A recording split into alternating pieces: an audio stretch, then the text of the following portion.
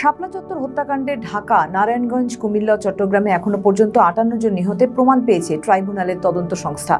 নিহতদের পরিচয়ও শনাক্ত করা হয়েছে বলে জানিয়েছেন চিফ প্রসিকিউটর আমিনুল ইসলাম। মঙ্গলবার আন্তর্জাতিক অপরাধ ট্রাইব্যুনালের চিফ প্রসিকিউটর মোহাম্মদ আমিনুল ইসলাম বলেছেন, 2013 সালে শাপলা চত্বরে হেফাজতে ইসলামের সমাবেশকে এই কেন্দ্র করে ঢাকা, নারায়ণগঞ্জ, চট্টগ্রামে 58 জনের হত্যার প্রমাণ পাওয়া গেছে। তাদের সবার পরিচয় শনাক্ত করা হয়েছে। তিনি বলেন, শাপলা চত্বর কেন্দ্রিক ওই ঘটনায় ঢাকায় 32 জন, নারায়ণগঞ্জে 20 জন, চট্টগ্রামে 5 জন এবং কুমিল্লায় 1 জন নিহত হন। এই সব হত্যাকাণ্ডের বিষয়ে তদন্তে নির্দিষ্ট প্রমাণ পাওয়া গেছে এবং ভুক্তভোগীদের পরিচয়ও নিশ্চিত করা হয়েছে। চিফ প্রসিকিউটর বলেন, শাপলা চত্বর হত্যাকাণ্ডের ঘটনায় তদন্তের 90% কাজ শেষ হয়েছে। প্রসিকিউশন 7ই জুনের মধ্যে প্রতিবেদন দাখিল করার আশা করছে। পুরো তদন্তের কাজ শেষ হলে নিহতের সংখ্যা আরও বাড়তে পারে বলে জানানো গেছে। এদিকে শাপলা চত্বরে মামলায় গ্রেফতার আছেন 6 জন। 30 জনের মতো অভিযুক্ত ব্যক্তির বিরুদ্ধে তদন্ত কাজ চলমান আছে, যার শীর্ষে আছেন প্রাক্তন প্রধানমন্ত্রী শেখ হাসিনা এবং তৎকালীন আইন শৃঙ্খলা বাহিনীর ঊর্ধ্বতন কর্মকর্তারা।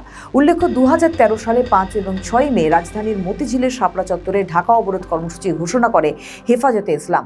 ওই দিন দেশের বিভিন্ন স্থান থেকে আলেম, মাদ্রাসা, শিক্ষার্থী ও সমর্থকরা রাজধানীতে সমবেত হন। কর্মসূচি শেষে তারা মতিঝিলের শাপলা চত্বরে অবস্থান নেন। এই হেফাজতে ইসলামের সমাবেশের উপর তৎকালীন আইন শৃঙ্খলা বাহিনী অভিযান চালায়। সেদিন দিনভর উত্তেজনা চলে এলাকায়। সন্ধ্যার আগেই 2 জনের মরদেহ সমাবেশের স্থলে অস্থায়ী মঞ্চের সামনে আনা হয়। পরে মধ্যরাতে যৌথ বাহিনী অভিযান চালালে পরিস্থিতি নিয়ন্ত্রণের বাইরে চলে যায়। গুলি, টিয়ারগ্যাস ও সাউন্ড গ্রেনেড নিক্ষেপের মধ্যে ছত্রভঙ্গ হয়ে যায় সমাবেশ। এতে বহু হতাহতের ঘটনা ঘটে বলে বিভিন্ন সূত্রে খবর। এতে ঘটনায় যে প্রাণহানি হয়, এই ঘটনায় শাপলা চত্বর হত্যাকাণ্ড হিসেবে পরিচিত। এই ঘটনায় নিহতের সংখ্যা নিয়ে শুরু থেকেই ভিন্ন ভিন্ন তথ্য সামনে আসে।